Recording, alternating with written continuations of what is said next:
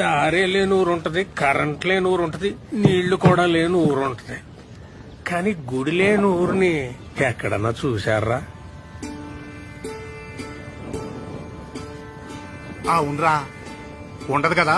ఉండదు, అలాంటి ఊరే ఉండదు.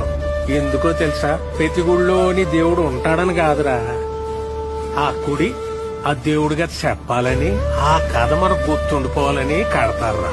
మన రామాలయం సీతను కాపాడుకున్న రాముడు కథ కాదు చెప్పేది. అలాగైతే అది ప్రేమ కథ మాత్రమయ్యేది కదా.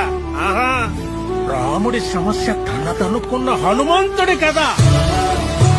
ధర్మం వైపు ఉన్న రాముడికి మేమున్నామని నిలబడ్డ వానరుల కథ. అధర్మంపై గెలవడానికి యుద్ధం చేసిన సైన్యం కథ అది. అందుకే రామాయణం లోక కళ్యాణం కోసం జరిగిందంటారు. ప్రతి భజనలోనూ చెప్పుకునే ఈ కథ ఏదో ఒక రోజు మనకు ఉపయోగపడాలని చెప్తాం. ఈ రోజు అవ్వాలరా.